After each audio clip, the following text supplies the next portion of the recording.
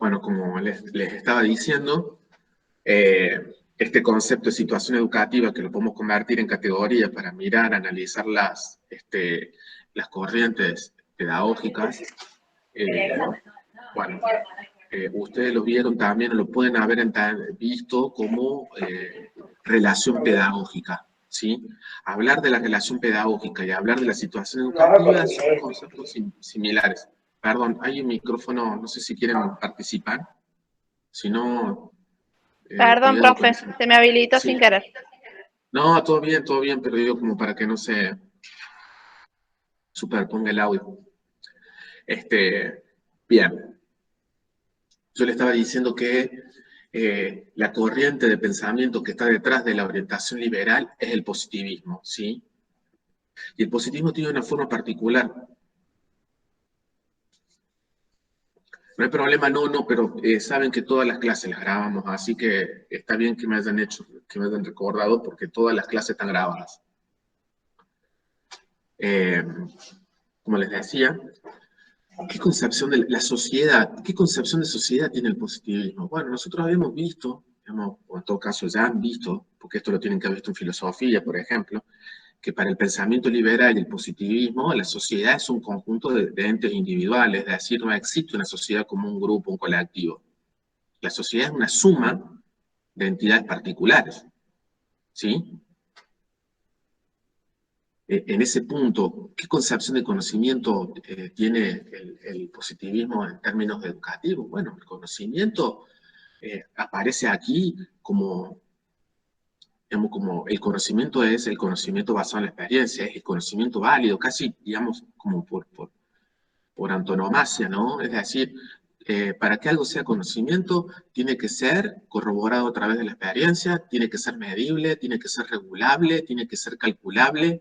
Es decir, el paradigma del conocimiento, como lo ha sido para el positivismo a lo largo de la historia, es el de las ciencias, sobre todo de las ciencias duras, entre comillas, digamos, ¿no? Por decirlo de una manera, es decir, la física, la matemática, ¿sí? Digamos, es el, digamos, y eso también hay que hablar un poco de que entiende que el monismo metodológico, ¿no? Es decir, hay un método científico o una forma de hacer ciencia que es común a todas las ciencias. Por supuesto que ese método es de las ciencias duras que decimos, ¿no? Por otro lado, eh, digamos, en este análisis, bueno, la práctica educativa, la educación tiene como finalidad, básicamente, tiene varias finalidades, pero la educación es entendida como una forma de regulación social, es decir, la educación contribuye a que el sistema se mantenga, ¿sí? A mantener el orden social. Ese orden social que no se cuestiona.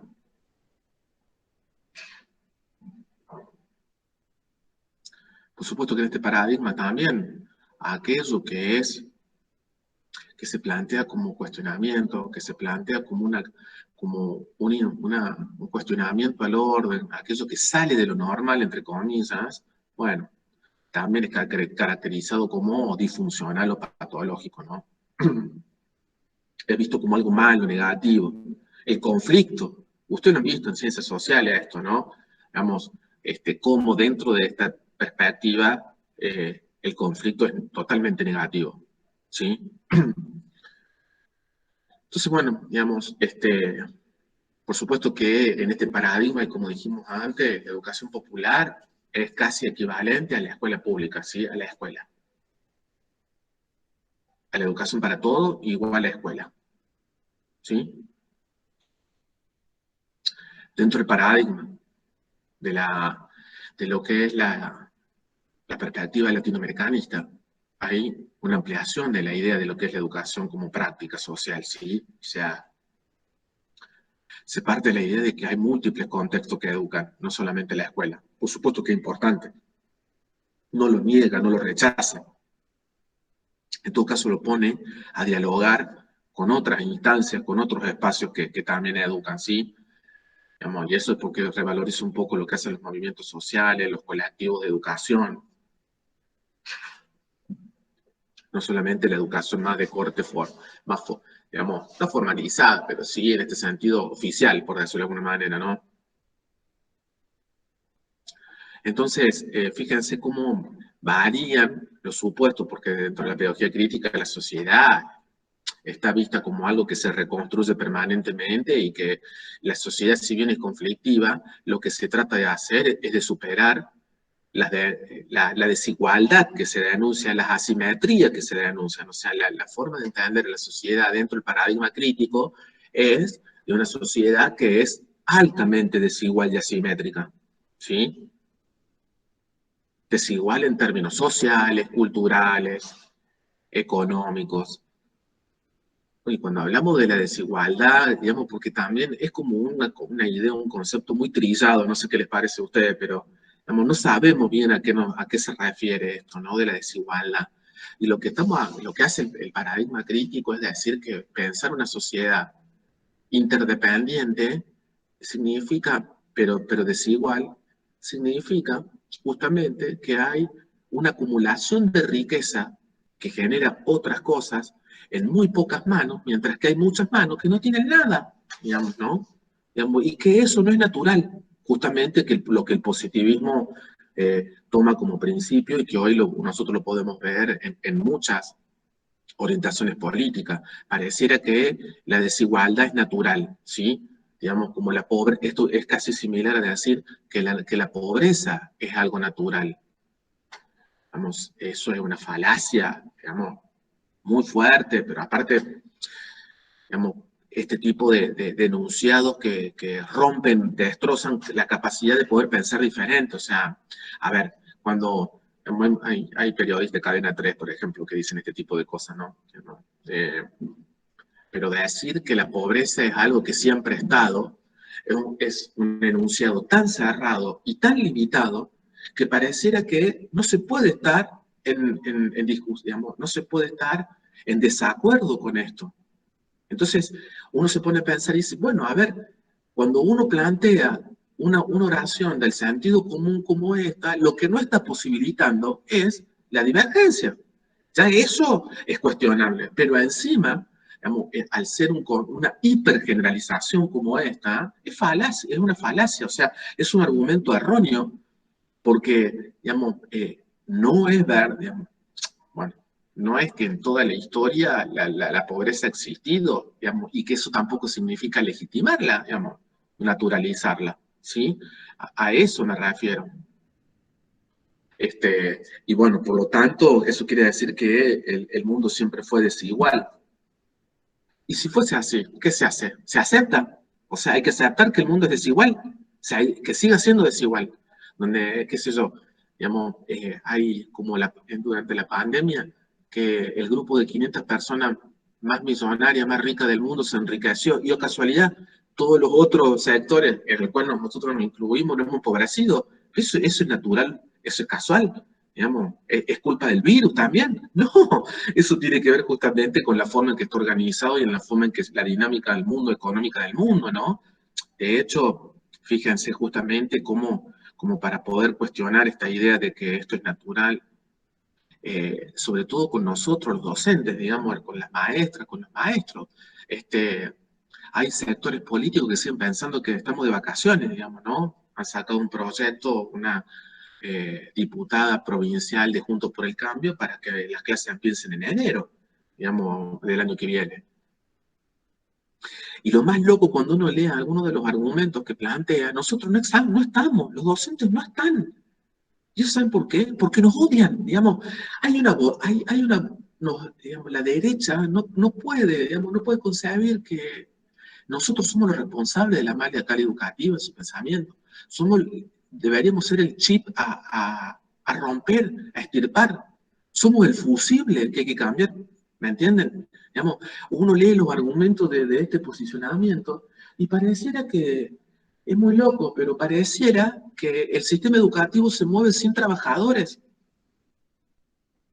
Bueno, claro, hay que adelantar, no hay que tener vacaciones, porque los maestros, las maestras, los directivos, las secretarias, no trabajaron durante todos estos 2 años. Bueno, digamos, ¿no? Esto es ojo porque este tipo de cosas como Padre Organizado, por ejemplo, esta organización que ahora sale a defender la escuela pública, por ejemplo, la escuela, la educación presencial, haciendo acting y cosas que uno no puede creer, pero digamos que llegaron a decir durante la pandemia el embarazo adolescente había crecido, todo prejuicio, estereotipo. ¿Qué tipo de educación son las que cuestionan? ¿Qué tipo de educación, presencialidad piden? Hasta hace poco decían de que no había bueno, nosotros no trabajamos para eso. No son, creo que habría que tener un nivel de síndrome de Estocolmo muy grande para que alguien que sea docente o esté estudiando para ser docente comulgue con este tipo de ideologías. ¿Saben lo que es síndrome de Estocolmo? Sí, Bueno, el secuestrado se enamora del captor, algo así. claro, exactamente. Lo que vendría a ser en esta circunstancia, lo que se haría que es, al final te termina identificando ideológicamente con quién es justamente tu opresor. En Córdoba pasa mucho. El 60% de la gente de Córdoba es macrista, digamos. No lo puedo creer, digamos, en ese sentido, justamente, ¿no? ¿Qué ha pasado en esa circunstancia para que la gente no entienda? Y bueno, la educación popular lo que hace es justamente, ¿no? La educación popular tiene un trabajo político de poder, digamos, contribuir a que la gente piense donde sus pies están. Eso decía Freire. La cabeza piensa donde los pies andan, decía. Y eso significa pensar anclado a mi situación, a mi situación social, económica, política, ¿sí?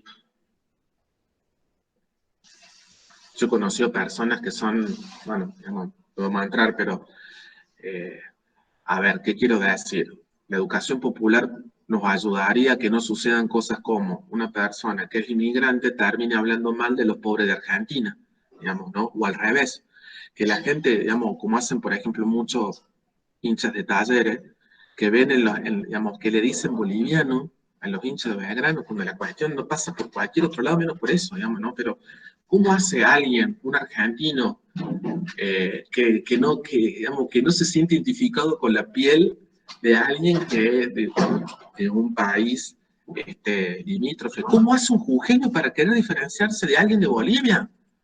Díganme, tienen un origen común. Estas son las cosas que la educación popular trabaja, porque la nacionalidad es una construcción posterior a la cuestión de original. ¿Y cómo puede ser que un jujeño no quiera sentirse cercano a un boliviano? Si la frontera es posterior. Esas cosas pasan.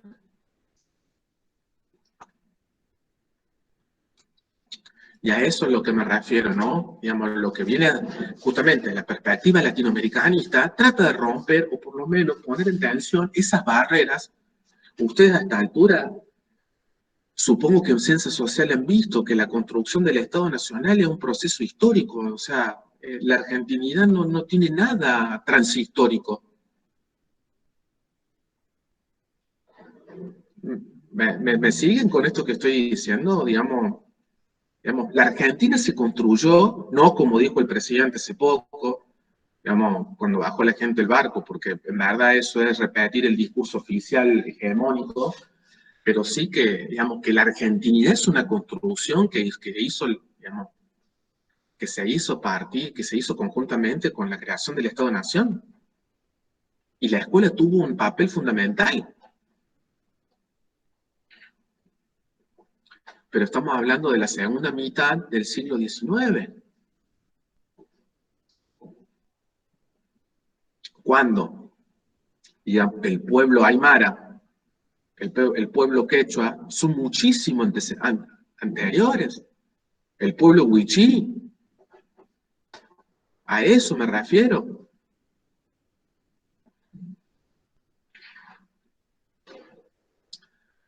Bueno, Simón Rodríguez hablaba mucho de esto, ¿no? En lo que el texto que usted ha tenido, de cómo, digamos, forma parte de... hay un proceso histórico que se llama la colonización, sí, que ustedes lo han estudiado, Y hoy la teoría crítica latinoamericana habla de, digamos, de lo que es la decolonialidad, para plantear cómo, si bien el proceso o la etapa histórica de la colonización se cerró, sus efectos y las prácticas de coloniaje continúan. Y eso es de lo que estamos hablando, ¿no? Bueno,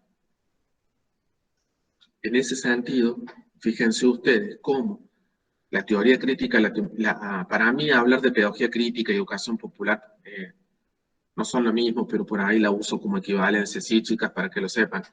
No, pero bueno, esta educación popular latinoamericanista recupera y trata de enunciar desde un proyecto propio de este continente.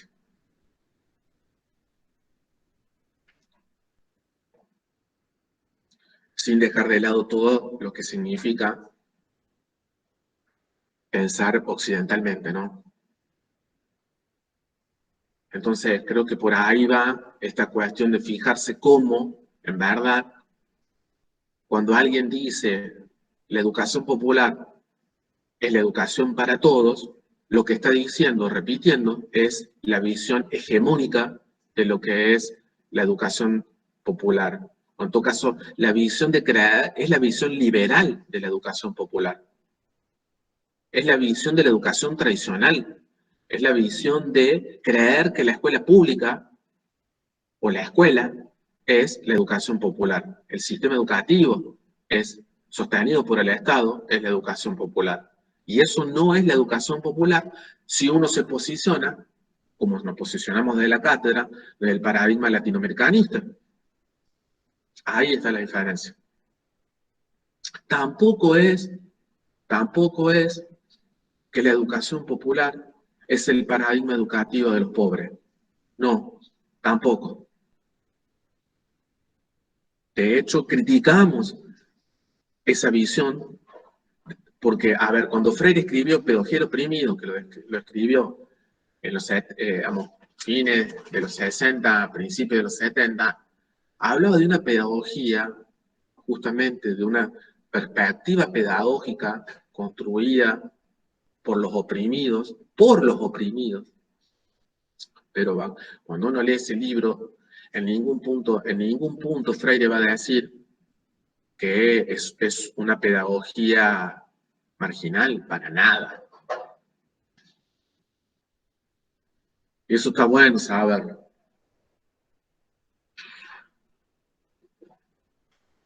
Digo, marginal solamente para los sectores pobres. No, no es así. La educación popular es una perspectiva totalizante de las prácticas educativas. Bueno, bien, vamos a hacer un poquito. Vamos a tratar, ¿cómo han ido yo sé que han entregado varias, ¿no? Lo que es el trabajo, la actividad, esto del ensayo individual acerca de qué es la educación popular para mí. ¿Cómo están con eso? No, yo todavía no lo pude entregar, profe. Espero esta semana poder entregar. Yo solo entregué. Bien. Bueno, saben que yo también. Bien ahí. Bueno, tengan la mano. Digamos, pero avanzando sobre esto, les voy a compartir la pantalla donde vamos a leer la definición que usted la tiene en el texto de Freire, en Escuela Pública y Educación Popular. Elegimos ese texto, básicamente porque Freire, y elegimos ese texto porque sigue siendo una síntesis fabulosa de lo que es la educación popular, desde una definición que recupere estos elementos que empezamos hablando, que serían los elementos que componen la situación educativa. Freire, en esa definición, engloba la concepción de sujeto, la concepción de los conocimientos, la finalidad educativa, los actores, la forma de participar de los actores, las metodologías. Entonces, sigue siendo una de las definiciones más amplias y más profundas, más abarcativas de lo que es la educación popular. Y con casualidad, Freire escribe ese libro que se llama Política y Educación, Escuela Pública de Educación Popular es un capítulo de ese libro. Cuando a partir de las reflexiones que él hace siendo secretario de Educación de Lula da Silva, del Estado de San Pablo. Cuando Lula da Silva fue alcalde de San Pablo en la década de los 90, principios de los 90, y Freire, siendo miembro activo, Freire es miembro activo de muchísimo tiempo del Partido de los Trabajadores de Brasil, ¿sí?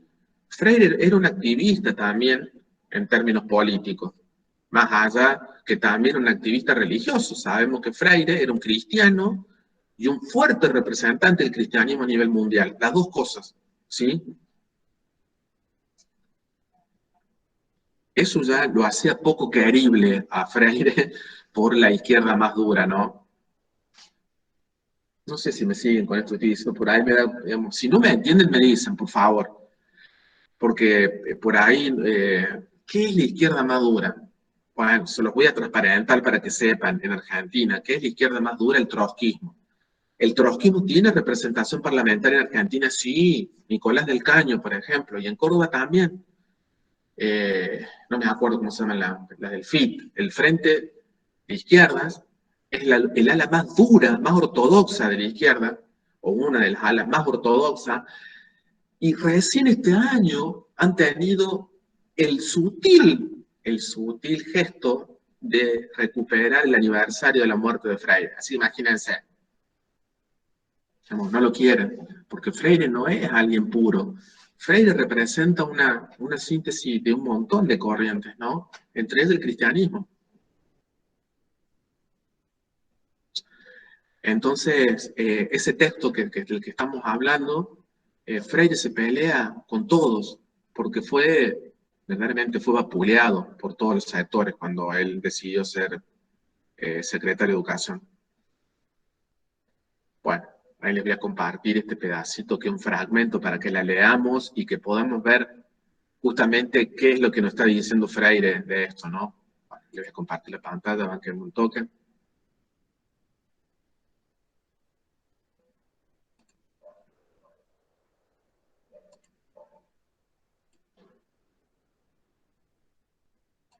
Díganme si ven.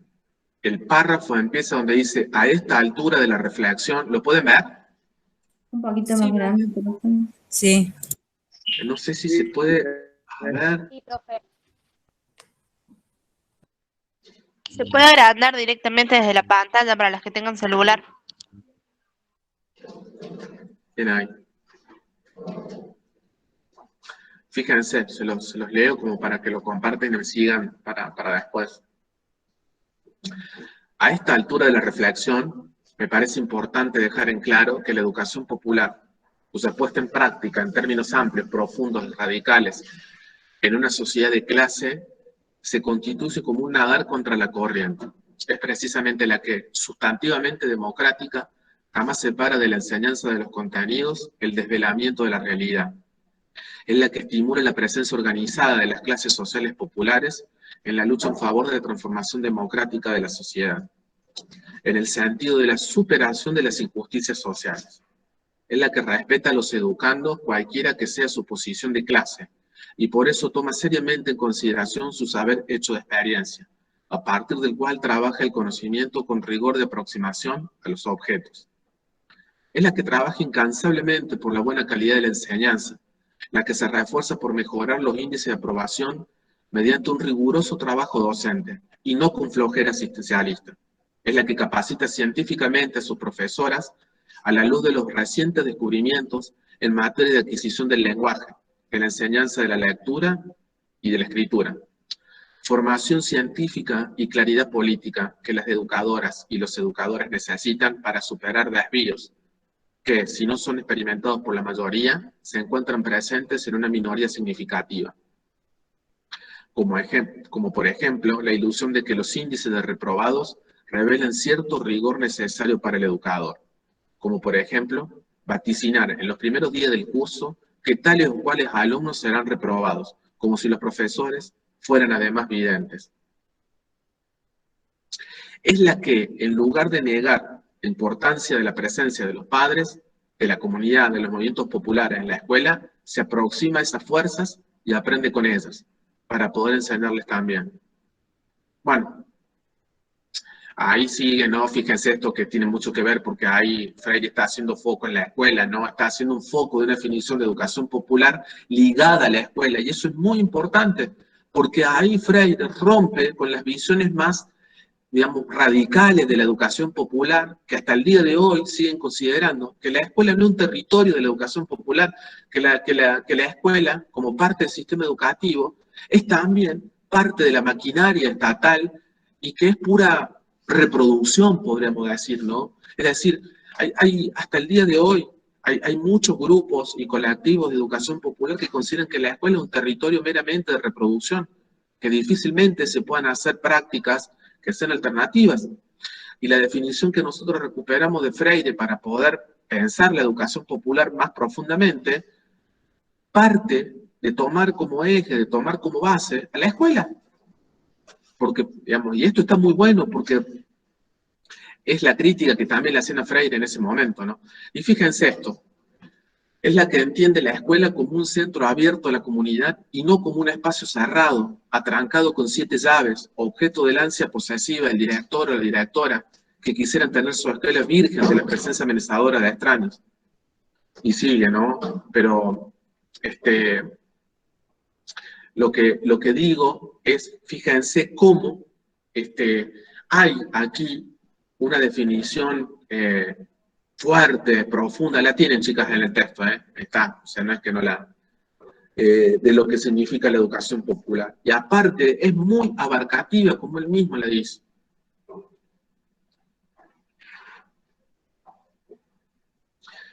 Y sobre todo la importancia de que la escuela es parte del proyecto de la educación popular. Bueno, ¿se entiende? ¿Qué les parece a ustedes? A ver qué pusieron ahí en esas definiciones. ¿Tienen algo para compartir de las que ya subieron o que ya tienen el escrito? A ver, como para compartir y que veamos. Dejo de compartir.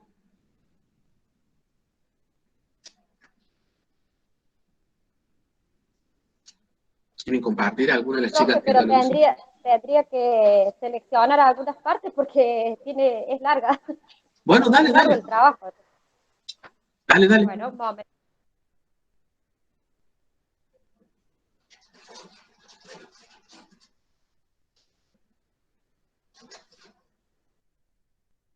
Bueno, empiezo en el segundo párrafo ya. Puse que, bueno, la educación popular no es nueva, pues data del siglo XIX. Tiene su génesis en América Latina. Simón Rodríguez, maestro y mentor de Simón Bolívar, veía en la educación popular la oportunidad de emancipación, liberación del pueblo a partir de conocimientos propios, no traídos desde Europa. En Cuba, José Martí expresaba la necesidad de que las universidades latinoamericanas se abordaran las culturas originarias, no tanto la de Grecia y eso. Otras experiencias como la de Mariátegui en Perú, José Vasconcelos en México y Gabriela Mistral en Chile tuvieron propuestas orientadas a rescatar lo mejor del pensamiento occidental, pero resignificarlo desde Latinoamérica. Bueno, en nuestro país, Domingo Sarmiento tuvo otra visión de educación popular. Desde su punto de vista, la escuela debía ser centralizada, homogénea y tener un fuerte contenido civilizatorio. Sin embargo, esta escondía desigualdades sociales. Mientras quería ilustrar a la población de nuestro país, a la vez rechazaba a los bárbaros y los consideraba ineducables. Bueno, en Brasil nace otra propuesta de la mano de Paulo Freire. Para él, la cabeza piensa donde los pies pisan, frase con connotación de territorialidad, con fuerte impronta valorativa de nuestro lugar en el mundo como latinoamericano. Su propuesta presenta la historia como posibilidad, es decir, que este es resultado de puja de poderes que se dio de una determinada manera, pero pudo resultar de otra manera también. Así como nuestro presente pudo ser otro, el futuro también puede definirse. Bueno, después puse que voy a avanzar, ¿no? Que es una corriente de pensamiento y acción que está siempre en construcción, dirigida a todos, no solo a las clases oprimidas. pero vea a la educación, digamos, desde el punto de vista de los pobres, de los excluidos, perdón. Es absolutamente anticapitalista. Bueno, fui así sacando partes. No voy a leer notas. No, pero está bien, está muy bien, digamos, bien, lo que has leído, digamos, bien. A ver, ¿quién quiere compartir algo más ahí de las cosas? Aquí no estamos, bueno, dije bien, pero no quiere decir que vaya a decir, che, esto está bien, esto está mal, no, o sea, estamos compartiendo sus producciones, ¿sí? Así que no hay problema. Si quiere, leo un pedacito. Dale. Yo puse, la educación popular es una corriente de pensamiento que no comparte ideologías de grupos dominantes. Por el contrario, se orienta a denunciar el carácter exclusor de este sistema opresivo, por lo que está continuamente en diálogo y luchas para lograr la emancipación de los excluidos y marginados a favor, desde y en función de esos sectores y sus intereses, sosteniendo en un marco ético en pos de la transformación social. Asume un compromiso y elige una opción política que rechace el marco positivista y plantea un tipo de educación política para el pueblo. Un pedacito. Bien, está, bueno, ahí yo creo que lo único está bien, digamos, y de hecho lo que te voy a decir ya es de jodido, pero que para que lo tengas en cuenta, digamos, que nosotros lo dijimos en algún momento, ¿no?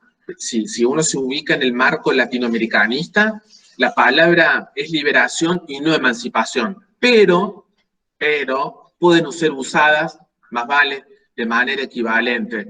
Pero ¿se acuerdan que habíamos hablado de que la palabra emancipación tiene un origen eurocéntrico, por decirlo de alguna manera, occidental, y en cambio la palabra liberación es propia de una construcción latinoamericana de la década por lo menos de la década del 60, digamos, es una construcción más latinoamericanista, ¿no? Digamos, pero no es, digamos, es muy fino, la verdad, o sea, pero también se usan como palabras equivalentes, pero por ejemplo, Freire, siendo miembro y a la vez atravesado, o sea, con muchas influencias del pensamiento de la teología de la liberación, es donde se construye esta idea justamente de la liberación, ¿no? O sea, es un ensamble, ya la filosofía de la liberación es un ensamble de pensamiento cristiano, de pensamiento filosófico, sociológico, todo construido en América Latina. Por eso la palabra liberación, el concepto de liberación, tiene territorio, es decir, anclado en Latinoamérica, ¿no? Digamos, es un concepto construido a partir de la idea de la dependencia, digamos, pero puede ser usado, digamos, ¿no? Esto porque, bueno, o sea, la teología de la liberación y la filosofía de la liberación y todo lo que vino después sostienen que pensar lo que significa una sociedad, digamos, que vaya hacia niveles de igualdad, a niveles de liberación mucho más fuertes, no pueden ser pensadas en las mismas coordenadas que las sociedades europeas o las sociedades de corte occidental. ¿Sí? Eso es lo que dicen. Pero bueno, es fino, digamos, ¿sí? O sea, en ese sentido, cuando hablamos de emancipación, digamos, habría que reconocer que la complejidad latinoamericana es mayor que la complejidad de las sociedades europeas.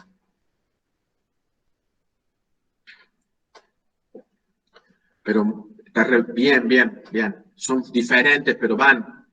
Y digamos, a esta altura, la verdad que a mí me da la sensación, bueno, podemos leer otro, pero me parece que o insistí mucho, o no sé, pero digamos, están muy claras las ideas en lo que las dos que han leído, digamos, están claras, tan precisas las ideas que para mí son importantes. Así que me pone bien, digamos, eso. Y también saber que, claro, sí. Yo tenía una duda, porque en realidad entre sus explicaciones y los apuntes que leímos fue bastante claro, pero, y por más que yo lo puse en mi trabajo, me quedó como algo inconcluso el tema de la categorización desde las diferentes posiciones que decía uno de los apuntes, no me acuerdo el nombre en este momento, que hablaba de alternativa, y no sé si lo encaré bien o lo entendí bien. si me podía dar una breve explicación como para hacer. Estás hablando del texto de Lidia Rodríguez, ¿no? Que es el primero, digamos, y Sisman, digamos, que son los dos que tomamos de ese libro de educación popular. Bueno, mira, esa entrada de la de Lidia Rodríguez de Sisman está en otro plano, porque ahí, digamos, el enfoque es un enfoque, primero que la Lidia Rodríguez es un enfoque investigativo de la educación popular, digamos que es parte de una investigación que ella estaba llevando adelante, qué sé yo, y Sisman también son teóricos, y están centrados en discusiones, por ejemplo, la de Sisman es una discusión de análisis del discurso, básicamente, ¿no? Digamos, en términos de cuáles son los significantes de la educación popular, que nosotros estamos viendo, que es lo que hablamos recién, ¿no?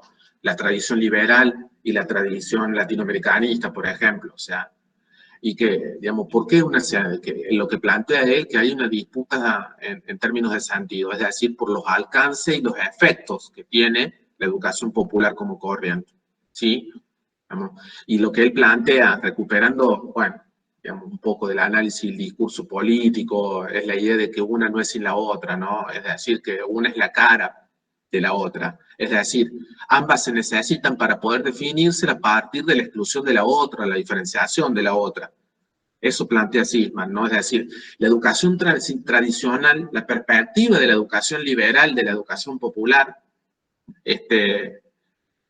se define y se autoproclama como hegemónica, negando a la otra, silenciando a la otra. Y a la vez, la educación popular más de corte crítico necesita denunciar a la otra, ¿sí? Para también ocupar un territorio. Y lo que dice así, bueno, o sea, así el estado de cosas. ¿Qué pasará si se llega a invertir la cuestión, la relación de poder? Porque él también plantea que esta visión que nosotros recuperamos como la visión de la educación popular, la visión crítica, es como una definición que está en isótano, ¿no? Es decir, es una definición que es marginal en el sentido de las relaciones de poder, ¿sí? ¿Me entendés lo que te digo? Digamos, pero bueno, digamos, no es tan marginal tampoco, ¿no? Y hay momentos de la historia donde no ha sido marginal, ha tenido una presencia fuerte. Hoy está complicadísimo, chicas, ¿sí? Hoy está muy complicado. Pero bueno, podríamos hablar en algún momento, si quieren, digamos, de poder pensar, tematizar qué pasa con hoy, digamos, qué aportes podría hacer la pedagogía crítica latinoamericana. A mí me gusta hablar así, sí, digamos, y ahí uno a la educación popular y la pedagogía crítica. Si ustedes han leído el texto que yo escribí, el que está ahí en el bloque, justamente va al lugar digamos, a poder pensar concurrentemente la educación popular y la pedagogía crítica, ¿no? Pero bueno, o sea, tenemos muchas cosas para tomar la palabra. Creo que en esta situación del año y medio que llevamos ya de la pandemia, esta pandemia mundial, esta situación tan particular históricamente de la humanidad, digamos, ¿por qué? Porque si yo les pregunto, digamos, la pregunta sería, ¿cuál es la corriente pedagógica que ha tenido mayor preponderancia en este año y medio? Y sin lugar a duda, es la pedagogía instrumental, es decir, la educación tradicional. Sin lugar a dudas. ¿Por qué lo digo esto? Porque básicamente los estados se han hecho presentes, digamos, a partir de la educación remota y en la propia presencialidad acotada, a partir del control burocrático. La lógica burocrática instrumental es lo que más ha salido beneficiada en este año y medio. Y eso es un problema enorme en el sentido de que trae muchas consecuencias para pensar el oficio docente, lo que se viene, porque se viene una reforma, porque no son casuales, digamos, los gobiernos están analizando y están experimentando con estas cuestiones, porque, digamos, está clarísimo que va a haber una reforma para el nivel superior. De hecho, ustedes pueden rastrear cómo últimamente Trota ha manifestado, por ejemplo, que hay que ir hacia una estandarización de los criterios de calidad de la enseñanza. Y eso lo decía Macri. Este es el plan maestro, o sea, es el plan maestro de hace 4 años atrás. Para hablar de continuidad es peligroso esto, ¿eh? Como ¿En y qué son los consiste planteos, eso? perdón, ¿cómo? No estoy al tanto de la reforma. ¿En qué consiste esa reforma? Bueno, lo que pasa, Jazmín, es que eso, digamos, no hay todavía en la superficie una reforma planteada. Lo que estoy hablando son, digamos, como anticipaciones porque uno empieza a leer los discursos, digamos, atar los cabos que están sueltos, ¿no? Digamos, lo que dijo el ministro de Educación Nacional, lo que pasó en Córdoba el año pasado con el cupo, lo que está pasando en Buenos Aires también, en la Ciudad Autónoma de Buenos Aires, que, oh casualidad, ahora todos los ministerios de educación le están poniendo cupo a las carreras de educación superior de formación docente. ¿Por qué? La pregunta es ¿por qué? Porque hay que empezar a preguntarse por qué este tipo de políticas, que son políticas conservadoras, se reproducen en distintos gobiernos. O sea, y cuando uno ve por este lado a lo que es el Ministerio de Educación de la Ciudad Autónoma de Buenos Aires, anteriormente en Córdoba, que uno puede decir, bueno, sí, son dos gobiernos de derecha, digamos, ¿no? Que tienen una relación ideológica cercana, perfecto, pero vos lees que en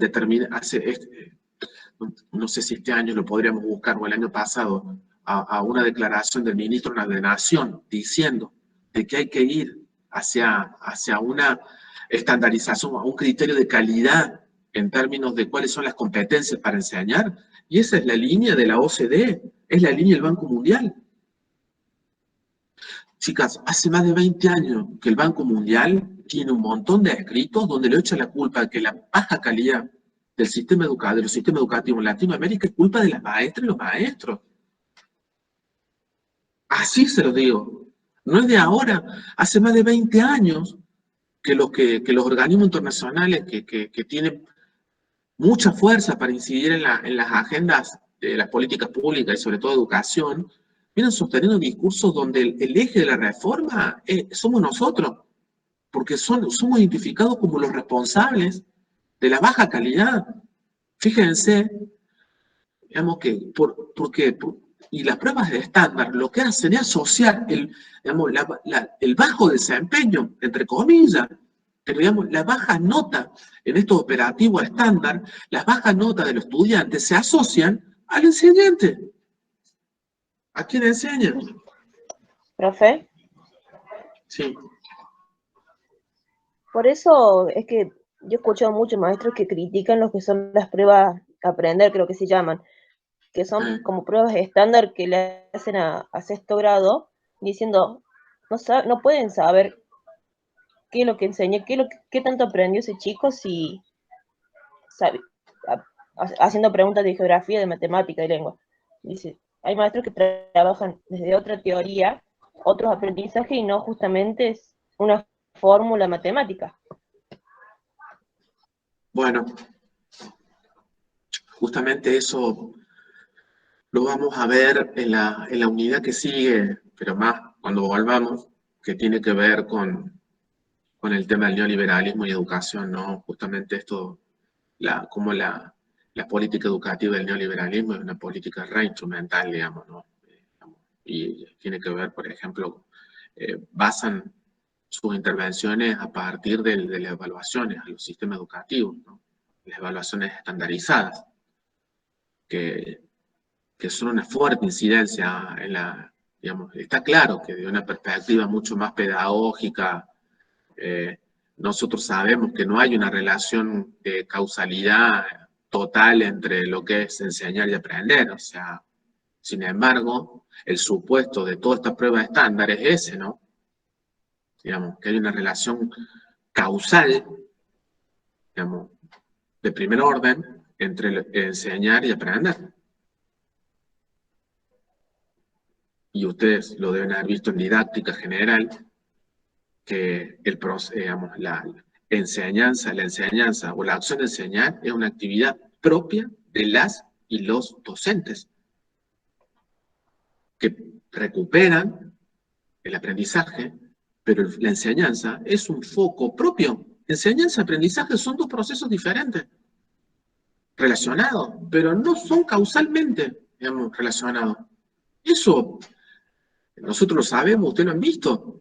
Entonces, digamos, ahí hay una cuestión donde, bueno, por supuesto que esto es una cuestión teórica, pero aparte esto, o sea, nosotros creo que hay un acuerdo en plantear que la enseñanza no es una actividad infalible, no hay enseñanza infalible.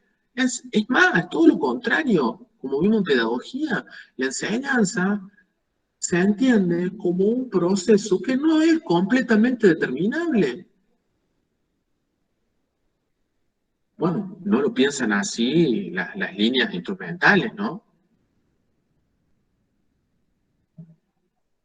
O sea, la enseñanza es una acción que no está completamente, no se puede determinar completamente. Por eso hablamos de que tiene una cierta incertidumbre.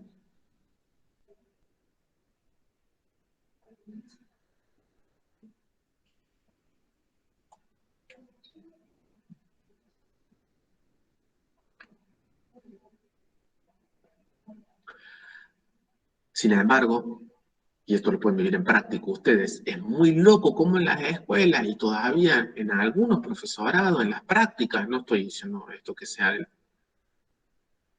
propiamente el TRETEL, pero todavía está muy vigente la idea de que si vos en tu práctica, en el aula, no haces lo que dijiste que estaba planificado, es como que está mal. Y eso es la visión más tradicional de la enseñanza y de la práctica docente. Porque el supuesto de ese tipo de acciones es que lo más importante en una práctica de la enseñanza es la planificación, y eso es la educación tradicional, la educación instrumental.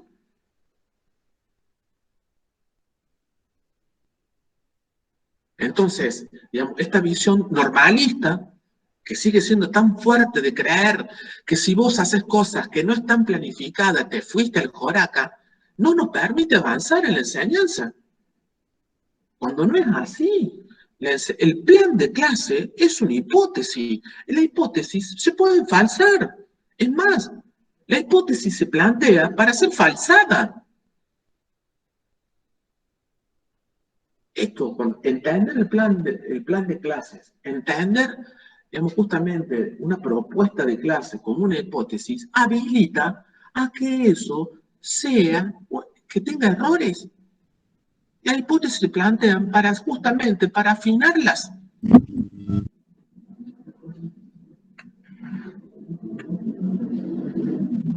Pero bueno, estamos digamos, esto forma parte de los paradigmas más críticos, constructivistas de la enseñanza.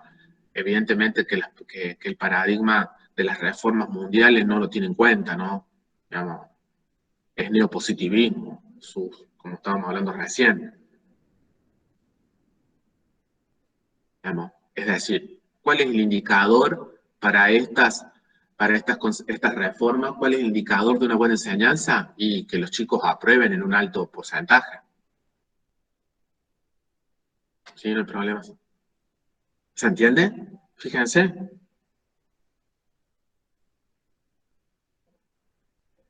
Entonces ahí hay posiciones en términos de educación, enseñanza muy diferentes, ¿no? Muy diferentes. Por eso hablamos de que son reformas conservadoras. Se maquillan, se ayornan de terminologías como la diversidad. Ahora, digamos, de hace un par de años, la enseñanza situada, la pedagogía situada, puro viri, siempre lo mismo, digamos, ¿no? Porque uno escarba un poquito y se da cuenta que siguen apelando a criterios de control instrumental. ¿En qué sentido? Y, a todo aquello que pueda ser medido, regulable, y si no se van, saltan a esta cuestión de lo cuántico y todas cosas que están en otro lado. Apelan a las neurociencias, por ejemplo, como si las neurociencias nos vinieran a decir ahora la pedagogía qué es lo que tiene que hacer. cuando la neurociencia justamente es una disciplina de convergencia que se encapa de otra cosa, no de la educación. No se puede saltar de la actividad cerebral o de la actividad que tiene que ver con todo eso a lo que significa un aula, lo que significa una práctica educativa, y cometen esa falacia, digamos, de extrapolar directamente este tipo de cosas también que tienen que ver con una investigación de laboratorio a un escenario que no tiene nada que ver.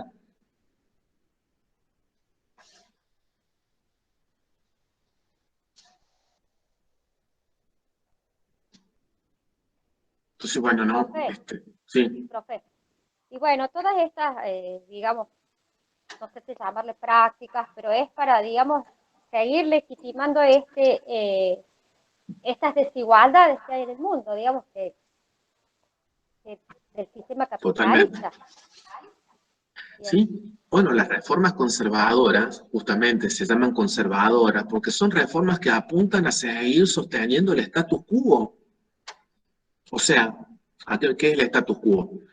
Que significa el estado de las cosas. Es decir, a seguir sosteniendo la desigualdad, ¿sí? Las asimetrías de la organización social, de las sociedades.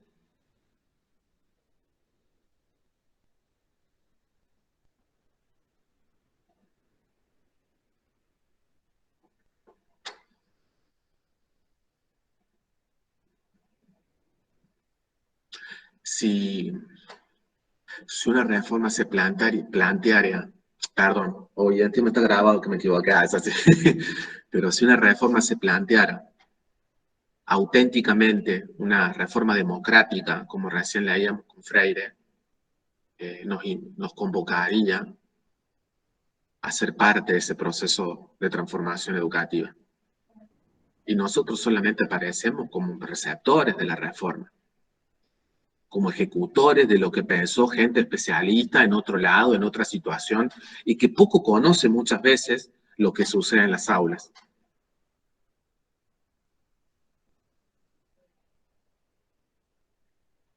Eso también le da el carácter instrumental a una reforma.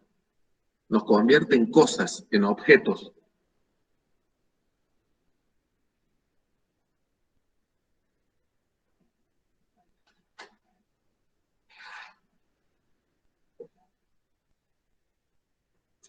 Bueno. ¿Alguien más quiere compartir algo de lo que pudo escribir? Si quieres, yo comparto, profe. Dale. ¿Cualquier fragmento? Elegilo.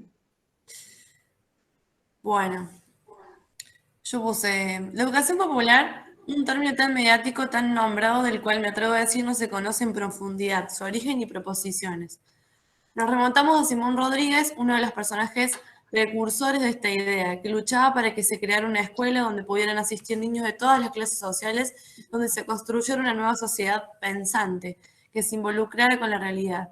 A esta idea la llamaríamos educación popular. Pero algo tan peligroso, entre comillas, como ello, no podría trascender tan livianamente por encima del sector predominante, por lo que Sarmiento adoptó su nombre llenándolo de otro contenido. Adiestró a las masas, civilizándolas, para que pudieran ingresar al sistema capitalista, convirtiéndolo en un sistema educativo hegemónico. Pero como todo plan, tiene fallas. Fue un tiempo después cómo empezó a resurgir el verdadero concepto oculto tapado por el normalismo y su educación pública. Fueron muchas las personas que intentaron romper con ese concepto de adiestramiento, que lo que conseguía era fomentar las desigualdades sociales y aumentar la pobreza. El triunfo de la Revolución Cubana, los aportes del Concilio Vaticano II, la Revolución Mexicana, fueron hechos que intentaron dar respuesta a la pobreza continental. ¿Sigo? No, digamos, como quieras, ¿no? Pero fíjate, lo más interesante de las tres que han leído, qué diferentes son para poder contar, o en todo caso, la forma que tienen de escribir y poner a jugar sus ideas, digamos, y eso está buenísimo, porque eso habla también de la diversidad que somos, ¿no? De cómo podemos aprender mucho más de esto, ¿no? De poner a jugar lo que cada una ha construido, o sea, son formas muy diferentes de las tres y están buenísimas, digamos, la forma en que han encarado para hacerlo. Creo que eso es muy valioso, digamos, ¿no? En esto que decías, que creo que ahí hay algo que no habíamos visto, de que se me ocurre volver a decir, en verdad, que lo dije, que no lo decís vos tan explícitamente, pero que queda claro que la educación popular en este continente se ha construido, recreado y avanzado al calor de las luchas populares, ¿no? Digamos, la educación popular es una pedagogía de la lucha.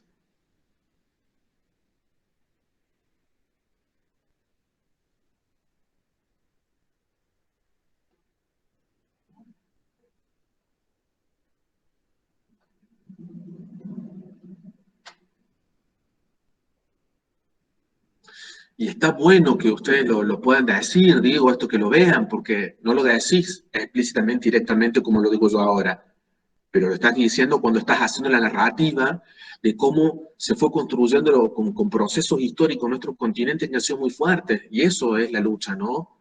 Digamos, justamente lo que hemos hablado en algún momento.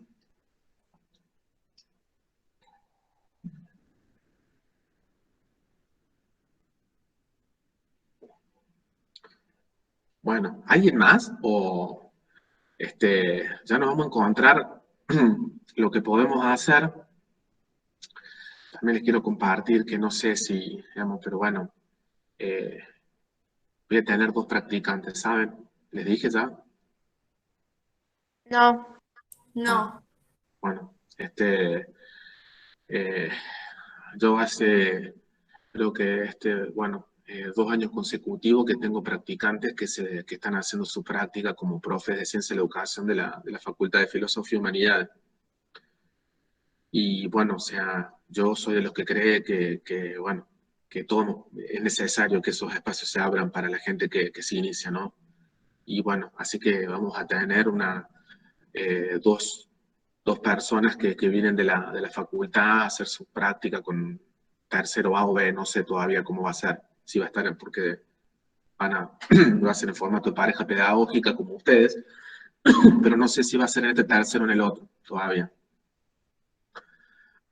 Pero por las dudas les voy adelantando, ¿no?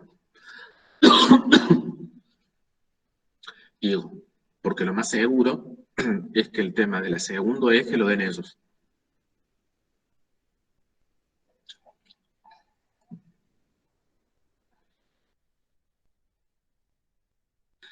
Cerré el micrófono porque estaba tosiendo. Y esto es porque,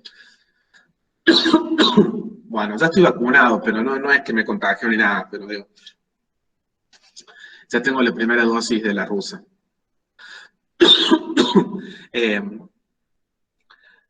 No quiero que den el eje 3, porque después yo me tengo que hacer cargo de las cosas que ellos hacen, ¿sí? Por eso. Así que quiero tener tiempo para poder, porque así, la verdad, también hay que, o sea, así como digo que hay que dar la oportunidad, sé que muchas veces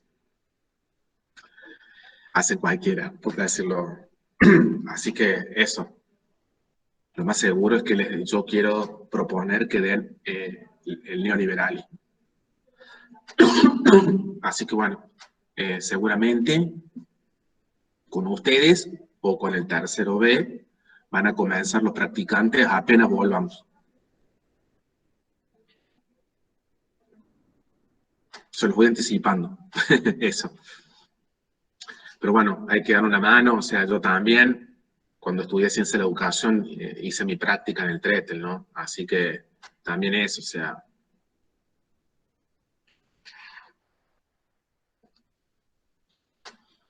Creo que tiene que ver con la reciprocidad para recuperar esa idea.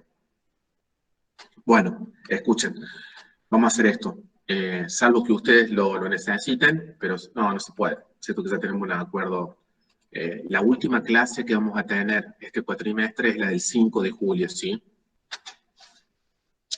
Es la última porque, bueno, o sea, al otro lunes ya estamos en el receso invernal.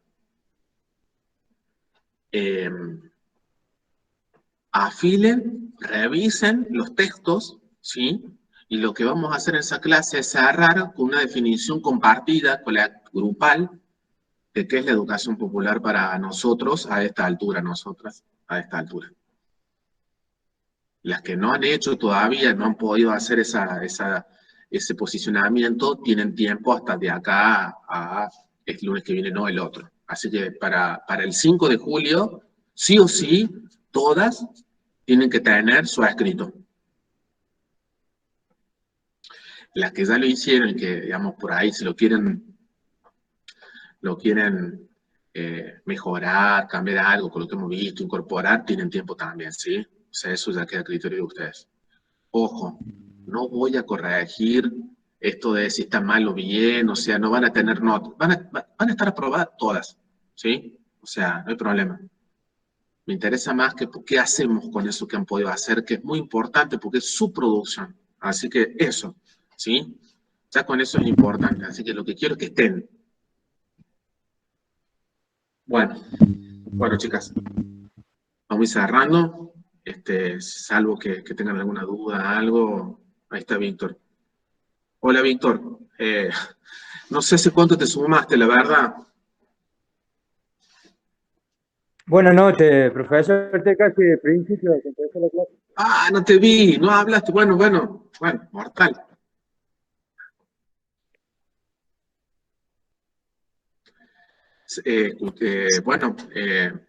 Entonces, sí.